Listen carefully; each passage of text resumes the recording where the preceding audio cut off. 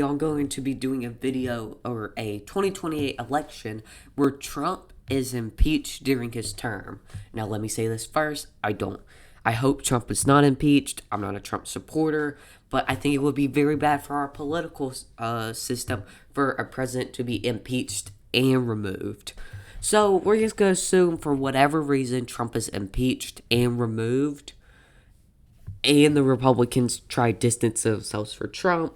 Like, maybe the Epstein files come out and he's in it in some type of way and he gets impeached. I don't know. We're just going to assume that Trump's impeached in this video. So, in this scenario, I assume the Republicans would distance themselves from Trump as much as possible.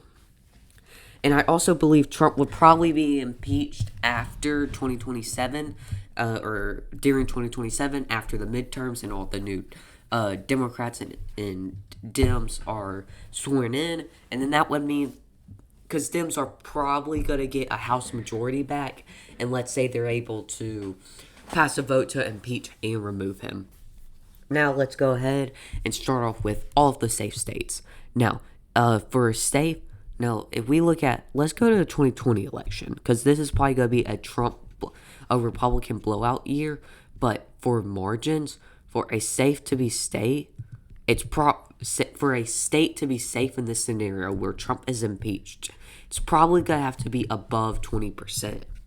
So, for all of the safe states, let's go ahead and get started. So, it's probably going to be Utah, Indiana, Wyoming, the Dakotas, Nebraska, maybe, but... And also on some state levels, Nebraska is a little bit more dimmy. Mississippi probably will stay safe. And in this scenario, I have Nikki Haley and Thomas Massie on their ticket for the Republicans. I believe Nikki Haley did honestly pretty good in the 2024 Republican primary compared to what she was going up against. And I have her picking someone like Thomas Massie, who's been in the news lately, is sort of anti-Trump, and is leading the charge on the Republican side to release the Epstein files. Which, in this scenario, might be the reason he's impeached, and maybe he's seen as like a Republican hero almost for getting the Republicans past Donald Trump. So this is all the safe states I have in this scenario. Now, or for Republicans, now we'll go to the Democratic safe state. I do have Gavin Newsom running it with Gretchen Whitmer. He would probably pick Gretchen Whitmer. Will probably help them win Michigan by some pretty good margins. And I do have a lot of states being safe here. Of course, if Trump is impeached for a valid reason, I'm sure we would see a huge shift to the left. Even places like New Hampshire might be safe. So after all the safe states, it's 206 to 74. We'll now go to likelies, which in this scenario, I think Michigan is likely probably goes to Gavin Newsom, Gretchen Whitmer by around 9 or 8%. Maybe only by around 6 or 7%, but I do believe it will be likely with Governor Gretchen Whitmer on the ticket. I do think Montana will be likely, Kansas would be likely, Missouri would be likely, Louisiana would be likely, and so would South Carolina, and so would Alaska. And then also this district of Maine.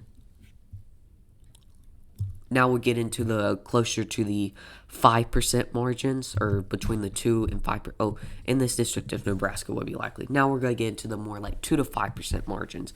As we saw, it is possible for Indiana to flip, as we saw in 2008 and even in 2012, Mitt Romney won by 10%. But as long as the Republicans distance themselves from Trump, they could still win Indiana. And with former Vice President Mike Pence, he's been very anti-Trump since he's been VP, so I would not be surprised if Indiana still sticks with the Republicans as a scenario, probably going to them by around 4 to 5%. Now, I do think Texas would stay with the Republicans, but maybe... even we look at 2020, it only went to Trump by 6%. I would not be surprised if Texas gets very close to like the 2 to 3% margins, like Ted Cruz Senate margins.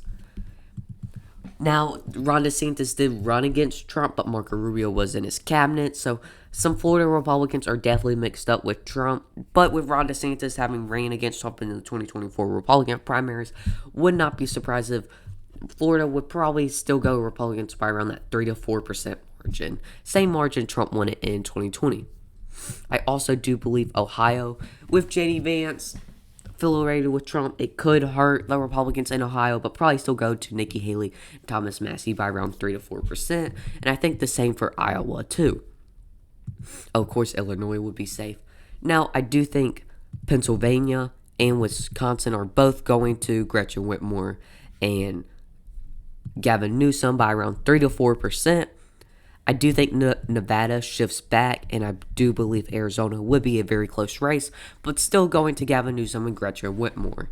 As we see, Democrats can win on a local state level in North Carolina with and their former Governor Ward Cooper running for the Senate in 2026 in North Carolina. He's polling around like the 5% margin right now.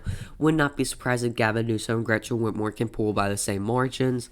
And also Georgia is probably going to Gavin Newsom and Gretchen Whitmer by around 3 to 4%. Anyway, thank you all for watching, and peace out. Also, again, I don't think Trump will get impeached. I don't think anything will happen, and I'm not hoping anything will happen.